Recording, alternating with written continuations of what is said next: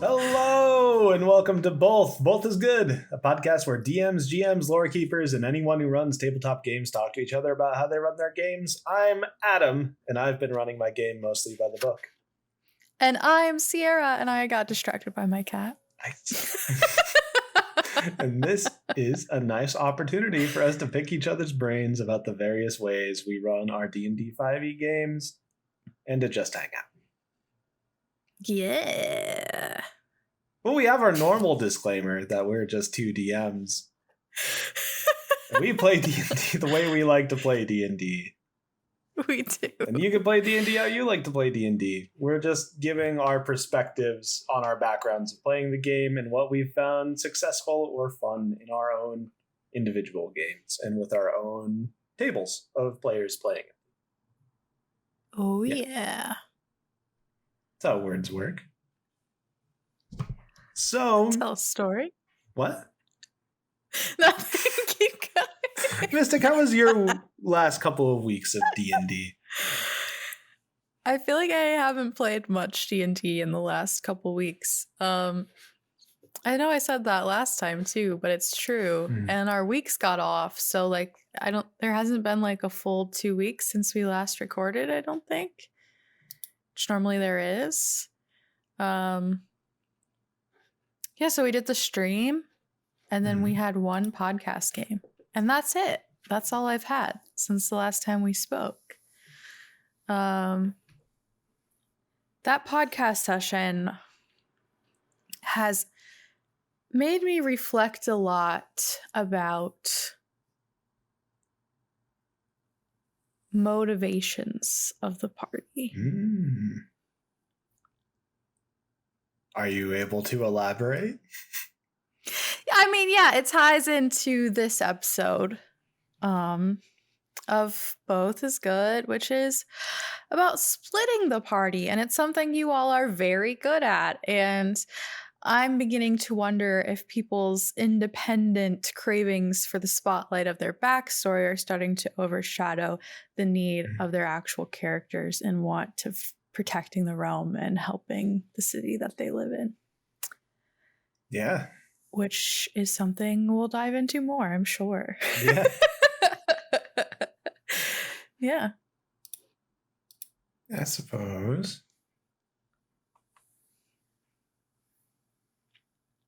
How were your weeks in D&D? I think they were about the same as yours. Like, I don't think I played much more D&D than the stream game and the podcast game.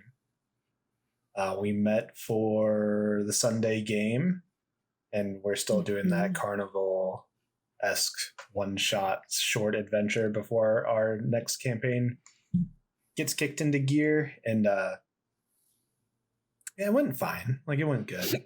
Like, it happened on the day of daylight savings, so like that really threw me off, and I'm still a little bit off from that. But it was a good session. Yes. I think we actually had 2 Sunday games since the last time we talked. In the first one,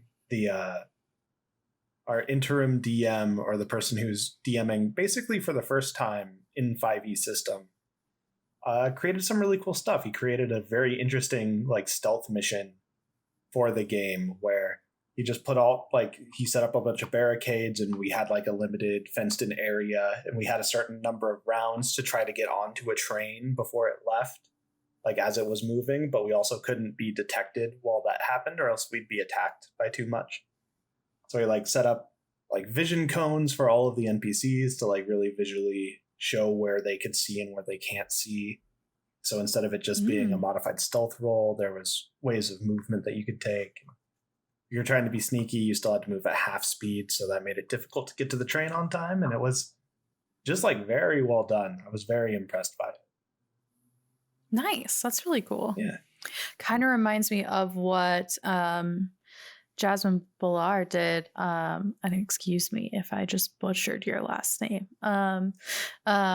What they did for Coffin Run on Dimension 20. There was like a whole battle thing where the PCs needed to get through a train station onto a train and also stop these this group of NPCs that were trying to fight them. Yeah, it's super cool. Yeah, did that. Ran the Dread campaign, and that was an experience. I felt so empty after it was over because that had occupied my headspace for so long. I think I'm still trying to recover that headspace for something new. And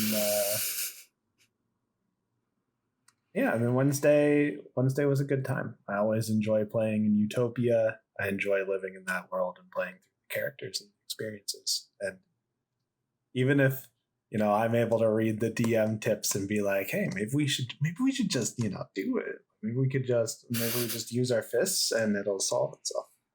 But, it's good to have players who are so invested in the world that they don't want to make a mistake that they don't have to make, right?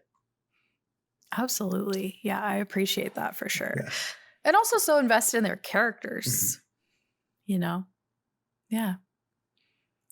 Well, I already said we're talking about splitting the party. Yeah, an interesting topic for this kind of show. Yeah, there are no rules, no guidelines anywhere in any published materials. So it's just another one of those where we're going to be sharing how we handle splitting the party, our general thoughts and feelings about it. Don't add us, don't get angry with us. Only send us gifs of angry mobs if you are having a good time. We do enjoy those GIFs. Yeah, it'll be great. So yeah, I mean, you and I discussed whether or not we should cover this topic, and I think it came up because the podcast does it every session.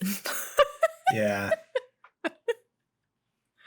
And like yeah. it also happens all the time. Like I think it's happened at every table, you especially early on in games when like it's not that the party doesn't have a centralized goal that they're all working towards, but the party's still working from all their individual backgrounds and trying to find common ground. I think it's very common for the party to split up at that point. Or even just, not trying to stay super high level here at the start, not getting into like the nitty gritties of it all. But I mean, yeah, I've literally not played a TTRPG, anything where the party hasn't split ways at some point. Maybe one-shots are an exception, but sometimes it just makes sense. Like some people's expertise are better benefited to do one thing. If there's an opportunity for the rest of the party to do something else, then that makes sense. That's just strategy. It is in part a strategy game. It is still a game. It's imaginative chess with war involved, and if your party is smart enough to figure out where to put the pieces to help have them have the best advantage at something, then why block them from doing that? Yeah, I definitely don't think this might be a weird one because maybe this is more coming from a player's perspective than a DM perspective. Because I've never seen or been at a table with a DM that has had explicit rules against party splitting. You want to know something funny? In the session 0 for Utopia, I made it very clear that it didn't make sense to split the party really at all because this is a podcast game. Oh. Huh. Well. Because it's supposed to be for entertainment purposes to drive a story forward. And then we very quickly spiraled away from that, which makes sense narratively, so I haven't put the kibosh on it or anything. But yeah, it's something, again, session 0, table talking, set an expectation. Like if you are a DM that's going to put explicit barriers against splitting the party, then just make sure that everyone at the table is clear about that and that there's open communication with that between your players, because they might get a little upset if they can't optimize the strategy of their party for certain scenarios. Yeah. I admit I forgot about that piece of session 0, so I apologize greatly. I would have changed a lot of decisions that I made in character. I don't think you were. I think it was in the very beginning before you and Daniel and Liz joined the tables. So that's on me. Oh, well. Either way, great to know, and maybe we'll talk about this more. Yes, we will. But, yeah. What are your general high level thoughts about splitting the party? Good idea, bad idea? DM player thoughts? I think it depends on the situation the party is in. And great catch-all.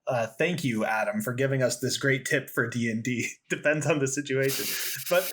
More specifically, I think splitting the party is an okay thing when there's no present threat or danger in the situation that they're in. So if a party's just gotten back from an adventure and they're in a city and it's safe, I think it makes sense then for the party to split, because that gives avenues for maybe players who have secrets or deal in shadier business. It gives them an opportunity to get away from maybe the paladin who would disapprove of that initially.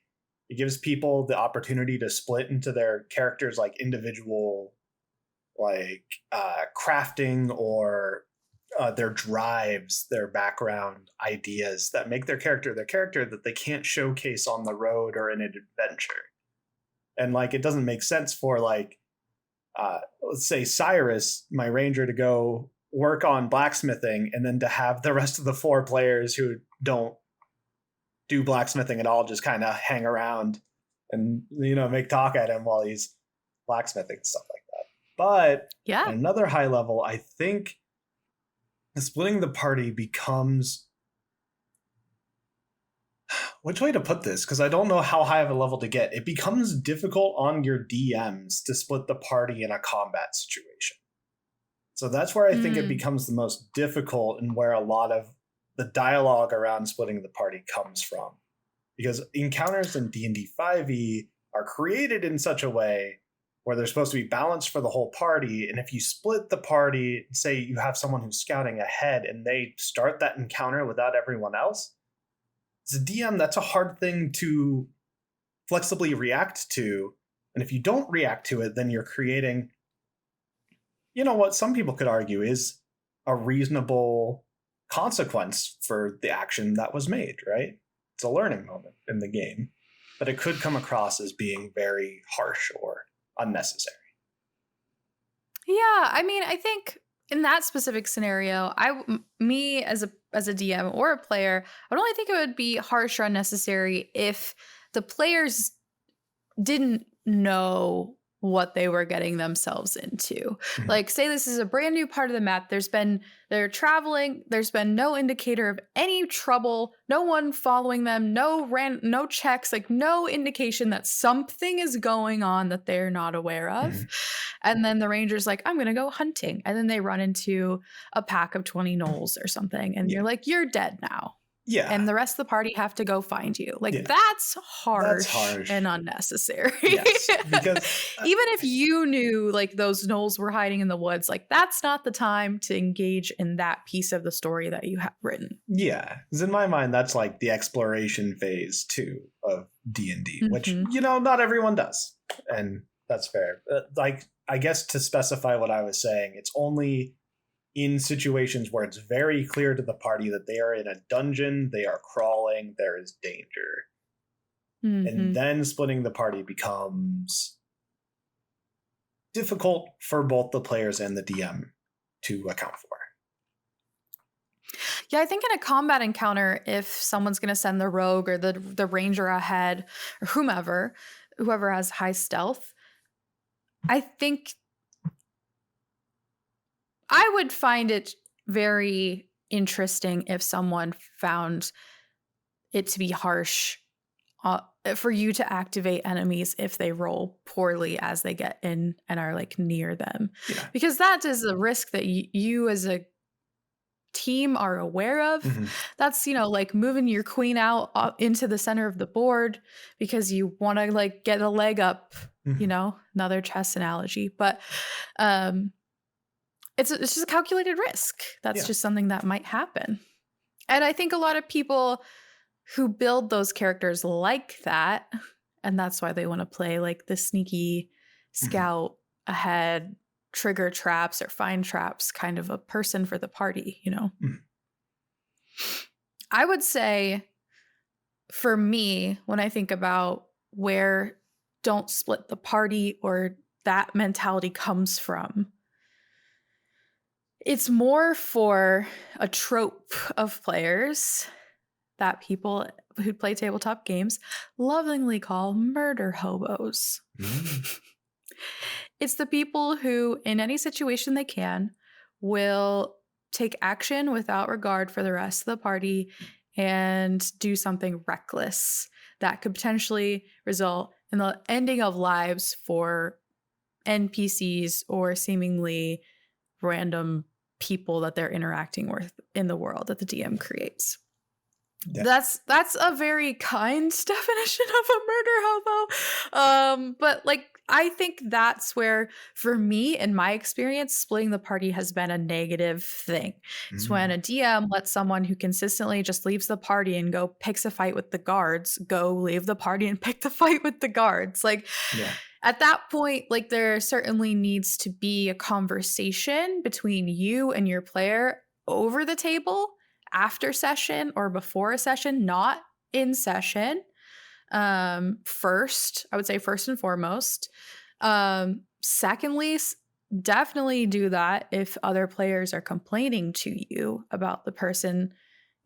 That's not really fun if 30 minutes of your session is taken over because one person wants to go fight the guards or, do something silly that is counter to the overall story. Excuse me. Sorry. So yeah, have a conversation with that player off table. Check in with your players, make sure they're good. And then once you have that conversation with your player off table, then you can start to engage with them at the table and be like, yeah, we're not going to do this. I mean, maybe not even get that harsh with it, but yeah, I don't know what kind of, I'd have to think a little bit more on like what tools to use at the table before escalating. I'm just like, hey, so-and-so, we're not going to do that. You're going to stick with the party and we're going to take a majority vote or something that stays diplomatic. But this certainly gets a little bit into like problem player territory. Yeah. Yeah. Which like makes sense if you're coming from the perspective of it's one player who's consistently splitting the party going against the will of everyone else at the table. I think that's a super valid way to look at splitting the party that I didn't think about. Like I never thought of that instance of it, that it might be an unwilling split from the majority of the party and just an individual player. Has that never happened to you at a table? I don't think so. I've been at very good tables, so I'm very I love the players that I play with. One of the first sessions in the long-term campaign I played in with Avis, that I joined her session, I got moved. We were all playing the same campaign. I got moved from one session to a different session just because of like a mix-up of players and like needing some balance. And the first session I'm playing at this new table, this person apparently did this every session, would just run off, choose some random person to fight. And this is like the very deadly world I've told you about based off of like the Roman Empire. And you don't fuck with the guards. And it's like, he would just go get in a fight. He died. He murdered himself that session. And I was like, I don't want to play at this table. I don't want to be at a game with this person. This is not fun. Yeah. Yeah. How is that advancing his story, like in a meaningful or interesting way? Yeah. And that could be another conversation, a check-in with your players to make sure they're enjoying their characters and they're having fun. Maybe that person really just wanted to change up who and what they were playing, but they never had an opportunity, and so they split the party and just yeah, that's unfortunate. That sounds like not a great time, but it wasn't. I guess it wasn't a great time. To refocus this, we definitely do split the party in Utopia. You do a lot. So I'm wondering, how do you manage that? Like, how do you as a DM manage a split party when it splits 2 ways or sometimes even 3 ways and everyone's here at the table and you're trying to accommodate them all having a spotlight? Yeah. My first advice I would give is to implement initiative. Regardless of it's 2 ways or 4 ways, letting people from those groups roll dice to decide which action item is going to happen first, I think removes any thoughts about favoritism or the amount of time people are going to get or anything that could come along with the personal player complaints about splitting the party. I don't know a better word. I don't know if they're complaints, but just like the little back of the mind thoughts and judgments that can sometimes happen when the party is split and you're not operating together. The preconceptions. Yes. Expectations. Yes. From there, yeah, I think what grounds me when you all split the party is I still see all of you, right? So we play digitally. I'm looking at this screen where you all are, and I can clearly tell when someone's zoning out or looking at their phone. I'm not keeping track of time. I'm just trying to pay attention and follow my little gut intuition on when to switch. And it's also really fun to switch on like a high point, an an escalation, because then it keeps that group that has already had their turn involved in what everyone else is doing because they're excited to get back to themselves. At the end of the day, anyone at a D&D party just wants some spotlight on themselves. That's why we're all little tiny bards at the end of the day. Like, we all just want some spotlight to tell a fun story with our friends. And that's amazing and beautiful. And I love that. And so I try to make sure that everyone has that happen. I don't know if that's helpful at all. But I think the rolling for initiative is super important. I just want to write down we're all tiny bards at the end of the day. Because I like that quote. I think that's a good quote. And I agree. I think that's a very good point to make. And also, I never used initiative for split, like the party splits to see who goes first. I think I first interacted with that when I was playing at your table. Maybe. There might have been other points with other tables. If you're listening and you're a previous DM of mine and you've done this, I definitely forgot, but you did make an impression. I'm sorry, but I love that idea of rolling initiative to see who goes first on a party split, especially if things don't happen in order. One of the things that I try to do at an in-person table when the party splits like that, especially if I have an idea in the back of my mind for an encounter that might happen in the city that is character specific to one character, I'll try to go around the table clockwise and see what the players who don't have like an encounter happening or an encounter rolled, to see what they're doing with their time. And then I'll go to the encounter because it'll put every other player in a specific place. And it kind of leads out that possibility of this important scene happening and then another player going like, I'm with them, after the fact. So it doesn't like take away from the scene that's supposed to be that character's. But if that player did say like, oh, I'm going to follow this character around because that's what I'm going to do with the game, I'm going to respect that. And then their character will be there and see that interaction happen. Right? Yeah, you bring up a good point about like mini splits of the party.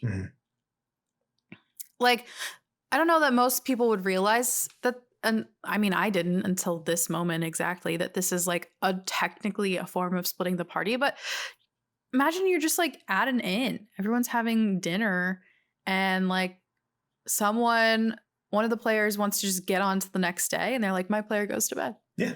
And then 10 minutes later, one of the other players who decided to stay up is having this really engaging and like lore-filled conversation with the barkeep. And that person who said they want to go to bed is like, oh, I come back down. I couldn't sleep.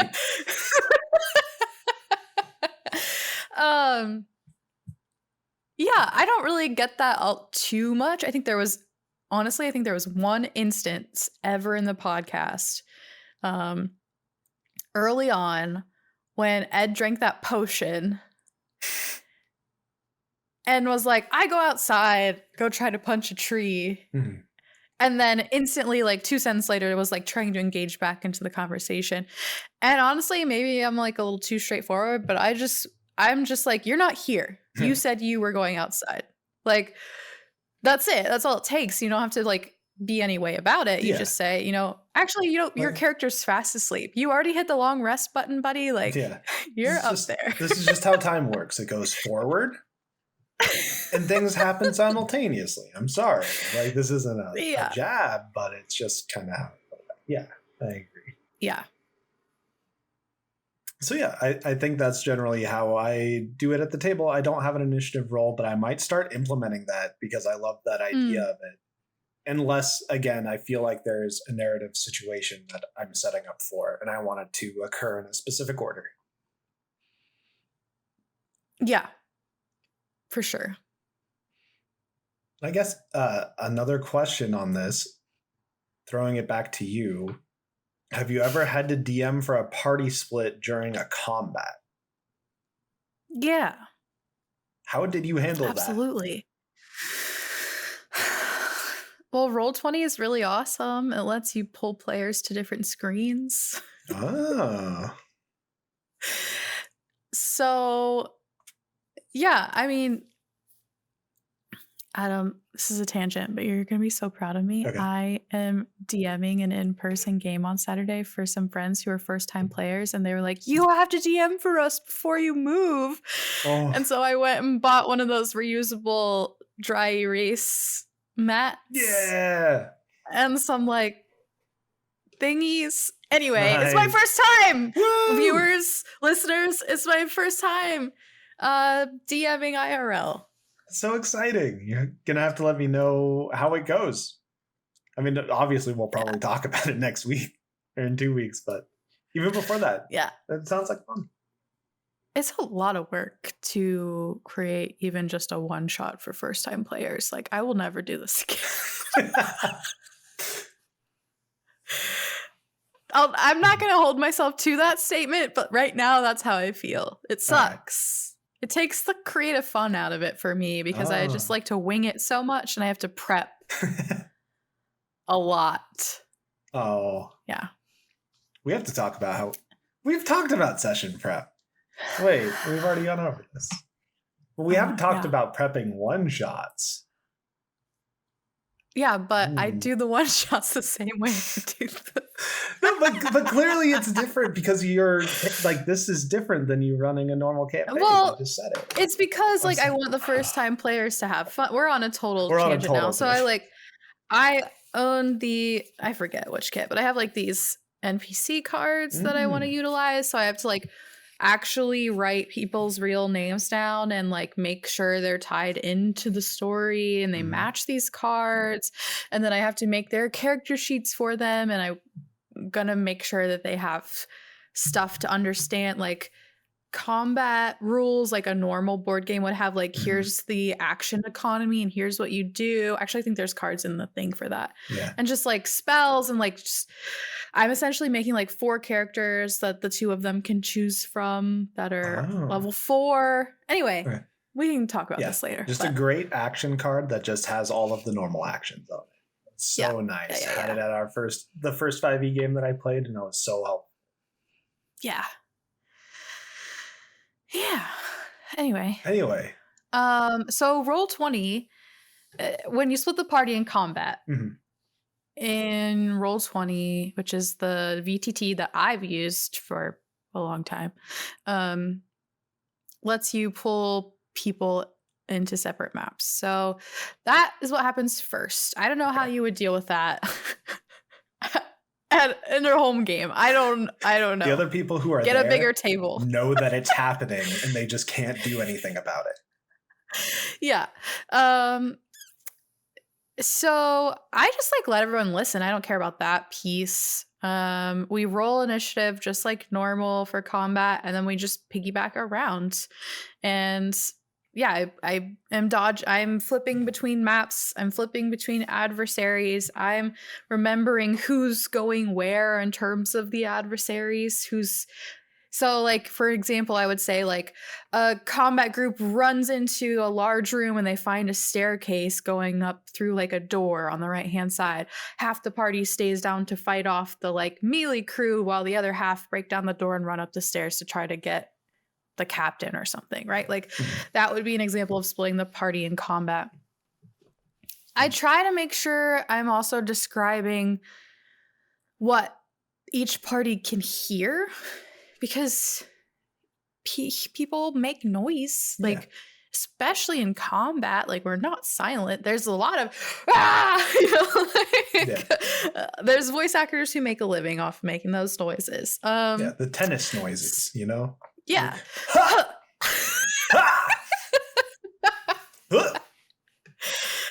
Whoa. Yeah. So there's a lot of ways to do that. I don't find it as complicated, I guess. I to me, it's like no big deal. It's the same as like trying to make lore for someone who randomly wants to leave the group and go find their ex-girlfriend, you know? Mhm. Which happened if you're up to date on the podcast. Yeah. Yeah. Is that helpful? No, I was probably just curious on how you did it. not. That's how I do it, Adam.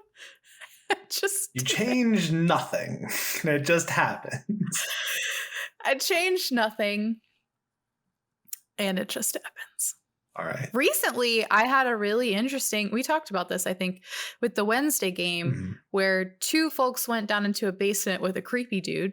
They knew he was a creepy dude, and they knew exactly what he was doing in the goddamn basement. Okay. And then they started a combat, and thankfully, the barbarian had aligned themselves with someone who gave her telepathy and the ability to speak, like, the message spell. So she sent the message spell upstairs to the bar, to the other group, and I had to literally tell the other group that they were not allowed to take action for the first 3 rounds of combat because they weren't there, which was really kind of timey-wimey, not accurate, but I didn't want to hold them back for the whole fight because there were only 2 adversaries. And so that's another thing. Like, let your players use their features, and also sometimes they're not there, so they have to not be involved for a minute. Yeah. Did you, I guess, above table, if you don't want to say, you don't want to say, but did you pull any punches from that encounter until the second half of the party showed up? Absolutely not. Yeah, because I think I know the story, but I don't know if listeners know what happened, like, as a result of this combat. Wait, yeah. I mean, so the whole thing is that these Githyanki were making Warforged by killing people and putting their souls into old 100-year war Warforged bodies.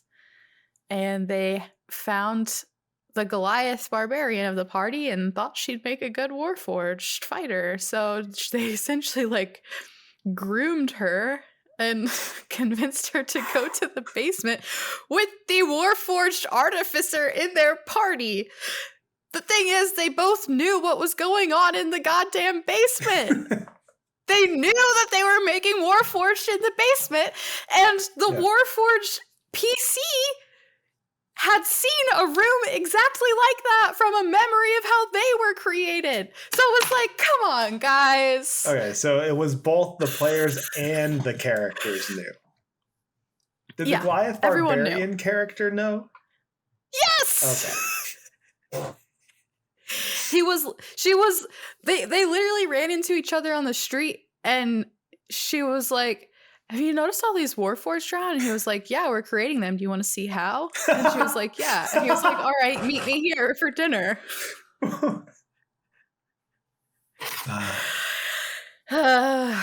Yeah, but I think what you're getting at is, I think the Goliath barbarian went down 3 times, if not more. And the Warforged went down once. And everyone else was kind of stuck on the stairs, which was also interesting because who were all of our melee fighters, like the bard, the ranger, and the druid. They left up at the bar, and then they got the message spell, and it took them a few minutes to, like, get all the way down this, like, creepy dungeon stairs to the dungeon. Yeah. They made it out alive. Yeah, I mean, that's good. It's good for the story. And the world is now fundamentally different because of that one fight. Oh. I'm telling you, they're like end game. Yeah. I want to ask, but I can't know the answer. So. You can't. Yeah. I won't tell you. Yeah. Yeah. I don't think I have ever run a combat where the party split. I think I had one combat where one member of the party had to spend the whole combat casting a spell and then wasn't I was just going to involved. say, didn't you just, like, I would count that as a party being split. But I mean, but the whole party was still there and working together for that. So I guess when I have my idea of a full party split during combat, so I'm imagining a party that is going into like a hideout, and they have two people who are going into the front of the hideout, and then they have two people who went around the back to try to go through the back door to surprise them. And they both end up encountering different encounters that you had created for that adventure day, and now it's chaos. Right? Yeah. Because they're both encounters that are both specified for the entire party being there, and they're both actively going with only half the party facing them.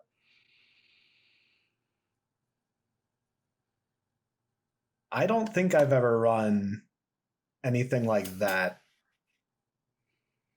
But I don't think I would change anything that occurred in those combats. I was just thinking that too. But I don't think that... Yeah, go ahead. No, go ahead. But I think part of why I'm comfortable doing that is because I use XP and the in-game system to create encounters. So like if they were both deadly encounters for the party, I would be a little bit nervous about it. But if they were both hard encounters for the party, with them being down 2, it would be difficult, but I think both groups would still be able to make it through those combats and survive. Because they wouldn't be impossible. Yeah. So I'm just wondering if that's different from the way you... I guess this is also because we haven't talked about how we do combat or encounters much beyond just like the overhead XP versus milestone. Yeah, I don't think that I would pull punches either, but I would do some MacGyvering on the back end if I needed to.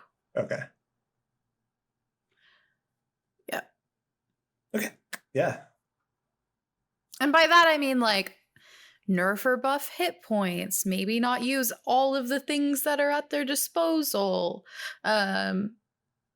until they really, really need to, or it seems like the party's doing okay. Because that's the thing, like, at the end of the day, your players could just have a shitty dice rolling day, and you could have a really good dice rolling day, or vice versa. And the fact that I think DMs feel so stuck in place with the mechanics brought forth, feeling like they can't change. I would never change like the AC or the mechanics of the actual like weapons or attacks that a creature has in fight.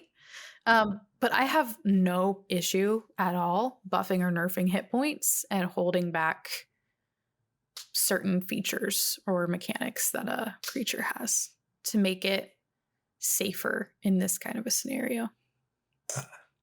I'm the opposite. They're using everything to the best of their ability. That party made that decision, and they're going to get the fight that they asked for. Wow. But not in a cruel or mean way, but because I want to test them. And if they fail, it'll be a learning experience. It's all just a testing of a hypothesis. Yeah. I guess one more question in this vein. Have you ever purposely designed encounters for the party to split? Yes. Ooh, how did those go? Those are really fun. They went great. If you could talk about them without spoiling, I guess suppose. So like how did you engineer those kinds of encounters? Well, you can't force something to happen, right? You always just have to lead the horses to water and hope that they drink. Yeah. I mean, you could definitely force it. I mean, you could.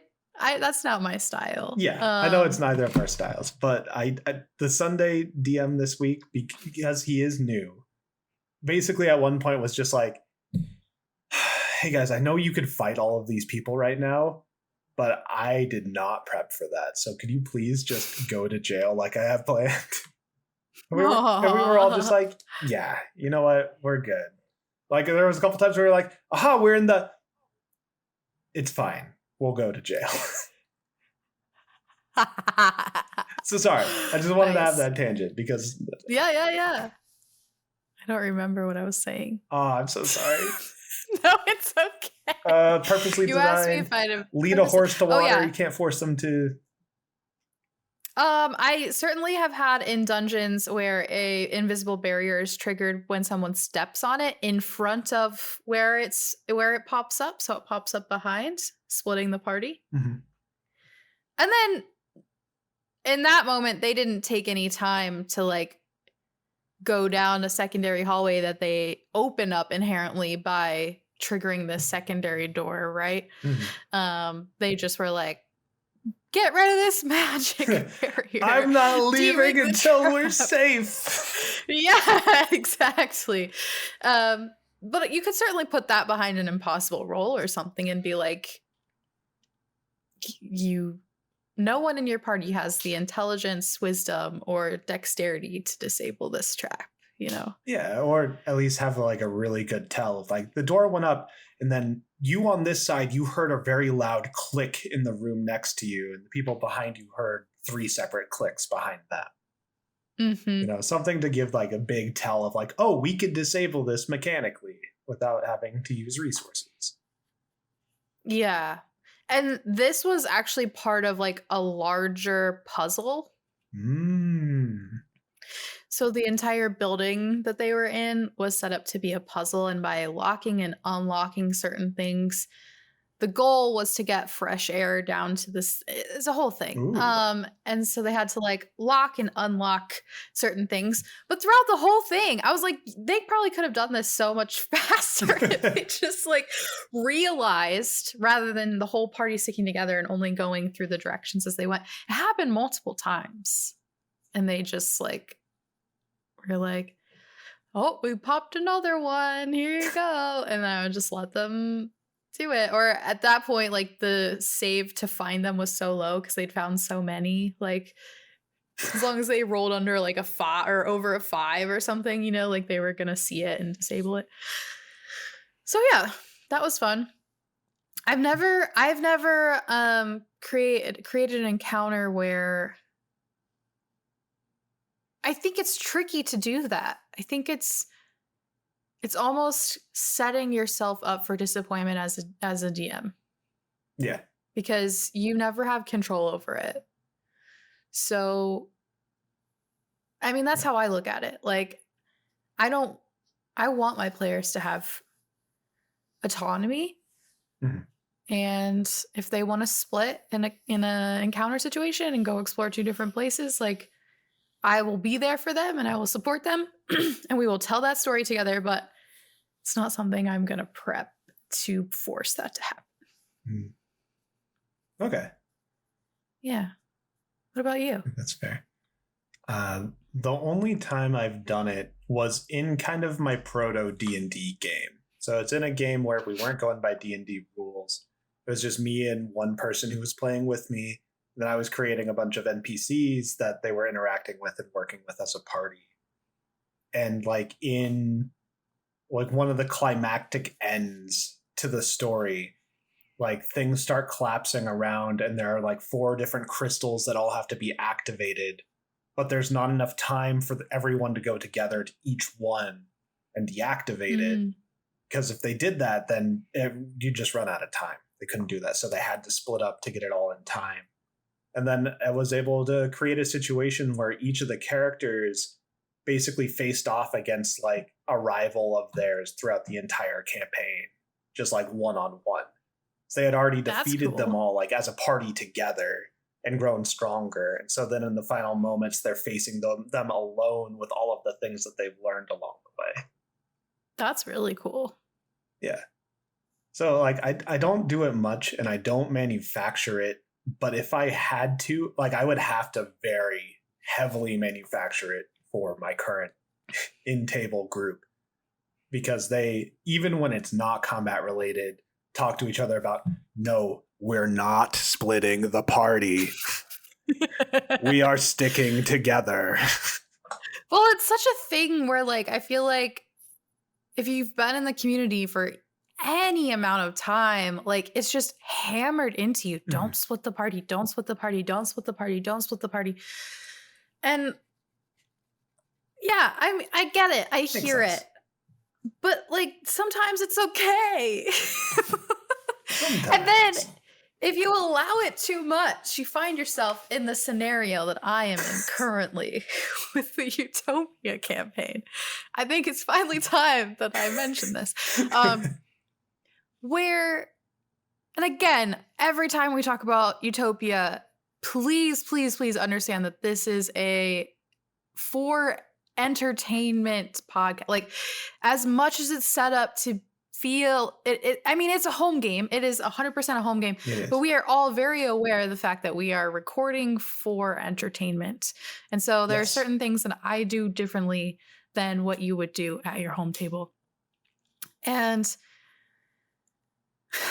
yeah, I don't think I would care about what I'm about to say at any other table except for like an actual play for entertainment table. I think that there have been some moments lately where people are completely disregarding their character's like personal attachment to a place and a people and like forging their own path to seek information on their backstory. Which is normally fine, but for me, it's like, because this is entertainment, it's slowing everything down. Is the pacing okay? Do people care? Is everyone still having fun? Is actually a big question that I have, because the last session was honestly just a weird one for a lot of reasons, but like, it didn't seem like everyone was having fun. So yeah, it's just something to ask yourself. Specifically, if you have a player like Adam at your table, or me, if I'm playing at your table, we both drive story. We want main story. We want to help and fight and eat it in, take it in. And Godfrey trying to move along that story. I think you did, and you did a great job. And Thank you. And like learning from Thunder and like all of that helped keep the party on track. But then there's all this other stuff. Like, I think we've been to the Bookish Brow enough for a little while. We're closed. I feel like they'd find another thing. Probably. But So, I mean, this could happen at a home table as well. So I'm curious, Adam, if you've had moments where you feel like one player or two or three players are stealing the spotlight by splitting the party in certain ways that you, and what you would do about it. I think it has happened in my home game. This has been my first game running, so it probably happened way more than I like mentally clocked into. But I try really hard, if there is a scene happening, to have it like hit a beat and then to switch over to the other players and to check in on them to see if they want to do something different before I check back into that scene that's going on, just so everyone stays involved. But the one instance that I remember is kind of like a counter split thing. So there was a situation where the party knew there were a bunch of gnolls further ahead on the road. Like, they had just finished a big arc and they were moving with the princess of the realm to a new city, like kind of escorting her. So when there were gnolls on the road, 3 of the party members were like, hey, let's go scout. And the 4th party member was like, yes, you should go scout, but I'm going to stay here. I was like, are you sure? Like, things will be fine. Like, I tried to facilitate to like make sense for the character if the player was just feeling like the character wouldn't go. And they were like very adamant. They were like, no, I believe my character would stay. I'm fine with them going without me. Just have them do their thing. I'll be here. And so what I ended up having to do is the party was going out on like a successful scouting mission. You know, your typical roles for investigation, hearing like a conversation on the road, finding their quarry, like using spells and stuff to be sneaky and not be seen, and then making the decision to come back. But it was like a half day's journey down the road. So what I did to kind of combat that is the player that stayed didn't expect anything to happen, but I just had like some fun role play / specific to that character conflict happen, where like another cart came up and they were holding like secret party supplies for the princess, and they were supposed to get to the town before the princess did. But the character who stayed there wasn't letting anyone else go down the road because they didn't want anyone to get ambushed by gnolls before they were taken care of. Right? So she then had to make a decision of the character, the player was, so the character had to make a decision to stay on the road or to let this person go down the road and potentially get attacked by gnolls, or to have them stay with the caravan and lie to the princess about what the person was doing on the road, which is like a difficult character flaw for that person because that person wasn't someone who lied. They didn't enjoy lying. They were a very good, kind-hearted person. But like the thing wasn't severe enough that it would be detrimental if they did lie. So it became this like really fun, self-contained scene with the character who didn't go along while the rest of the party scouted. And I felt like it struck a nice balance of the party split not being all focused on the party who was doing what I expected them to do instead of the group that I didn't expect.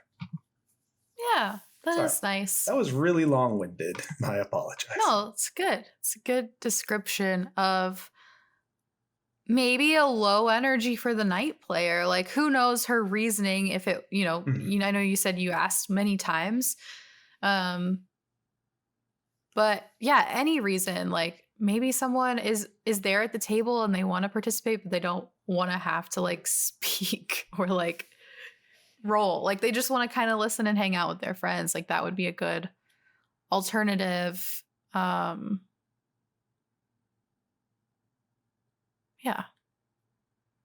I love that. It's very cool. Thank you. I hope that answered the initial question. It did. I would say for DMs who don't like improv, because we are very conscious of the fact that we like it and others maybe don't. What advice would you have for them if their party splits?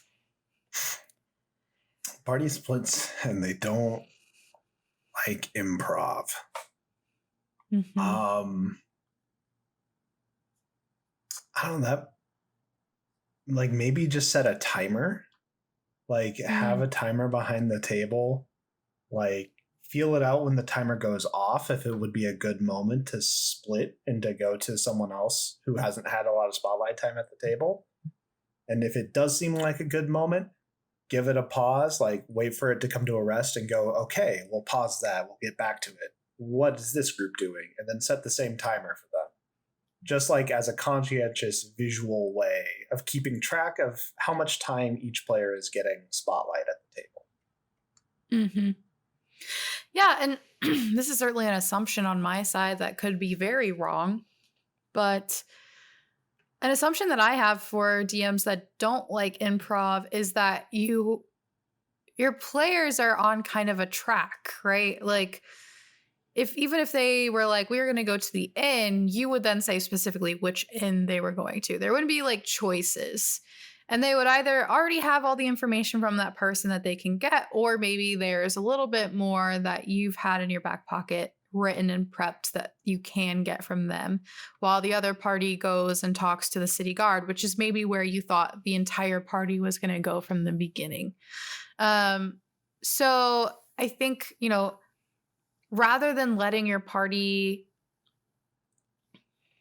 it's a hard one for me because player autonomy is so important for me that I am a little bit extreme and that I feel like taking away any choice from a player is taking away their autonomy, even though that's not true in some campaigns where it's been agreed upon that like you're not good with improv. And so like the party, I just got myself into a rabbit hole, didn't I? I just spiraled down. It's okay. Train It of happens. thought Do you want to go back, into a like rabbit reset to hole. the stop? Resetting to the start. All right. Yeah. Allow your players to go. Call out where your players can go when they're trying to decide where they're going to split the party. Give them options you feel comfortable with. That way they're not just like, oh, we're going to go talk to Caroline at the coffee shop because maybe this person's come in to get coffee. And you're like, I don't even know who Caroline at the coffee shop is. What coffee shop? There's no coffee shop here. You know, like instead of doing that, just be a more active above table participant in the conversations as they're trying to plan what they're trying to do. Mm-hmm. I think I was just going to say, or add an NPC that can help direct and encourage them to either stick together or let them know where value is if they do split the party.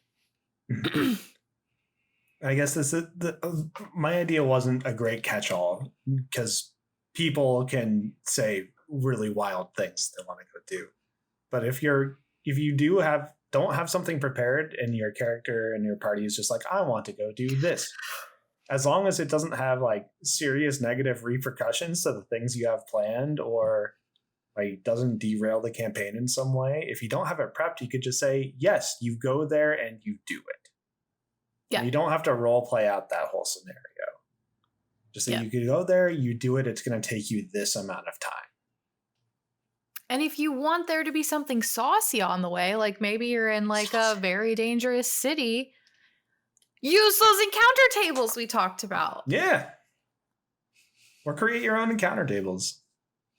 Yeah. Lots and lots of resources. Just not around specifically splitting the party. Yeah. Because I think it's frowned upon.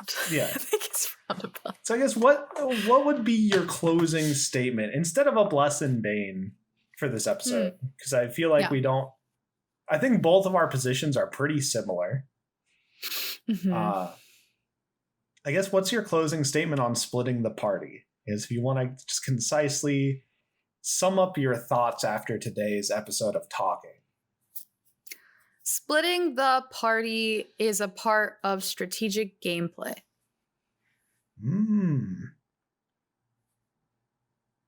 However, don't be a murder hobo. Yeah. It's a good one. Parentheses. Oh. No, I'm just kidding. Postscript. In italics. Postscript. Drop the mic. Exit stage right. Anyway, okay. What about you? I would say splitting the party is okay. Just don't be a dick about it. Yeah, it's the same thing. It's don't be afraid to split the party, but like understand the risk that's associated with it.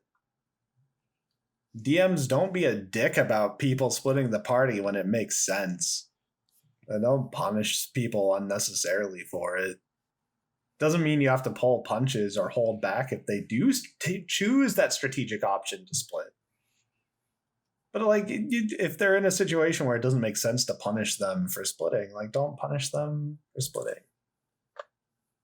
That's why it's okay to split the party. Just don't be a dick. It is for both the players and the DMs. Just know it's okay. Unless you don't want it to be, then you know what? You're the DM. It's your table. You do what you want. Don't add us. Angry mob. Yeah. I think this was a great episode. Yeah, I think it's definitely, I feel like it was different than our other ones, but in like a good way. Yeah, I mean, sometimes we hit these topics that like there aren't a lot of resources around, and Yeah, It's gray territory. then it's just us riffing about what we do. Yeah. Hopefully you find that helpful. Yeah. If you don't, well, thanks for listening anyway, I suppose. You made it to the end. You did it. Kudos to you.